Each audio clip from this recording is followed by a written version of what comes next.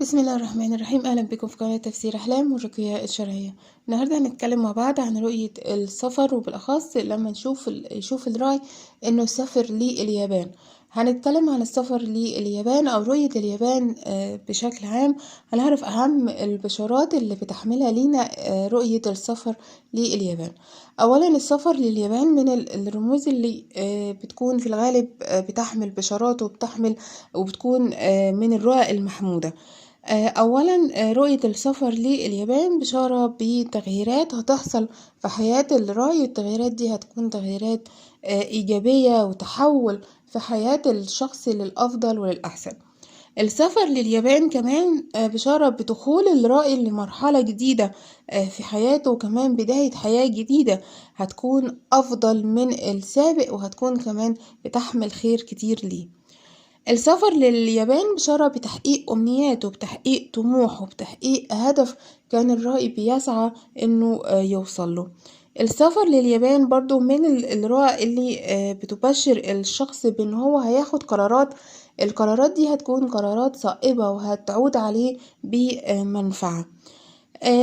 رؤية اليابان كمان من الرؤى اللي بتدل على النجاح وعلى الازدهار وعلى التفوق، يمكن رغم وجود صعوبات أو وجود عقبات، ف برضو من الرؤى اللي بتدل على النجاح رغم الصعاب.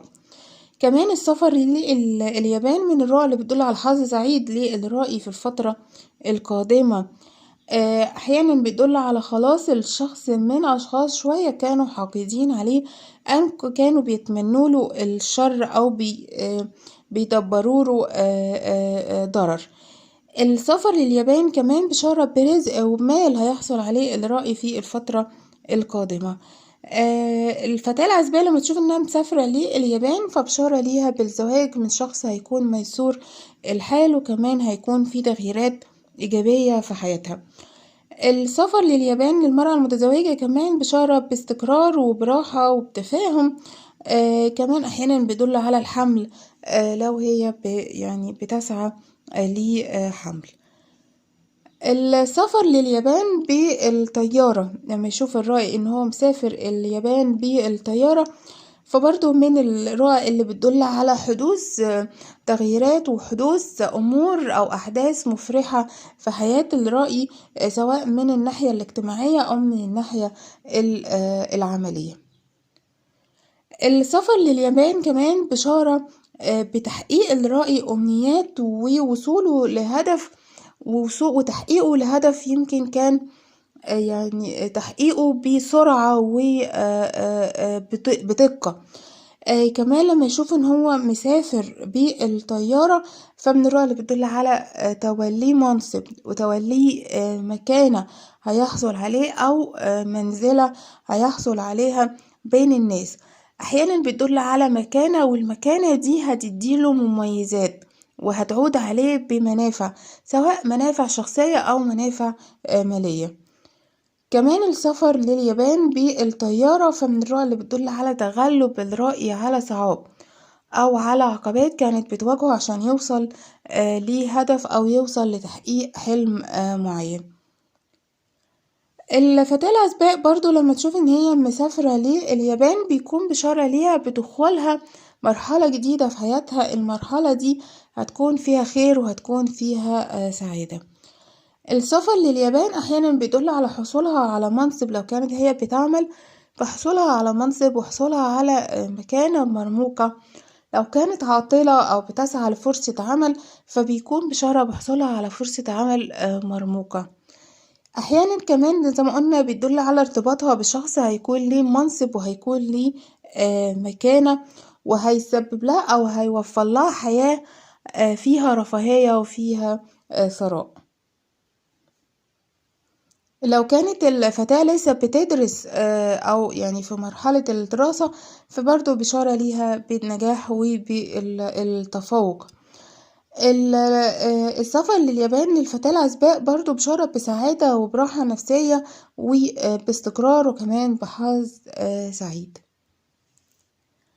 المرأة المتزوجة كمان لما تشوف ان هي في اليابان او دخلت اليابان، اولا بشارة ليها باستقرار في حياتها الزوجية، وتغيير هيحصل في حياتها للأفضل وللأحسن. لو كانت في مشاكل أو في هموم، فمن الرؤى اللي بتدل على انتهاء الفترة دي وبداية فترة أو مرحلة جديدة. رؤية السفر لليابان للمرأة المتزوجة بيكون بشارة ليها بسماعها أخبار سعيدة، يمكن أخبار كانت منتظراها وهتسمعها في الفترة القادمة. رؤية السفر لليابان برضو بشارة للمرأة المتزوجة، بشارة بانتقالها من مكان لمكان، أو انتقالها من سكن لسكن، أو من بيت لبيت، أو من وظيفة لوظيفة أفضل وأحسن. لو كانت هي مش بتعمل، فأحيانا بيدل على زوجها هو اللي هيتنقل من وظيفة لوظيفة تانية هتكون أفضل وأحسن. كمان السفر لليابان للمرأة المتزوجة من الرؤى اللي بتبشرها بانتهاء خلافات وانتهاء مشاكل، سواء في العمل أو في حياتها الشخصية.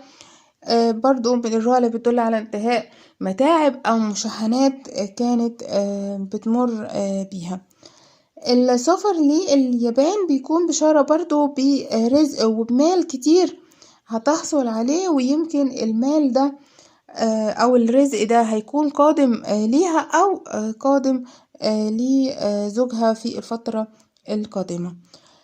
كمان الرجل لما يشوف نفسه ان هو سافر لليابان، فبرضو من الرؤى اللي بتبشره بمركز وترقية ووظيفة ومكانة.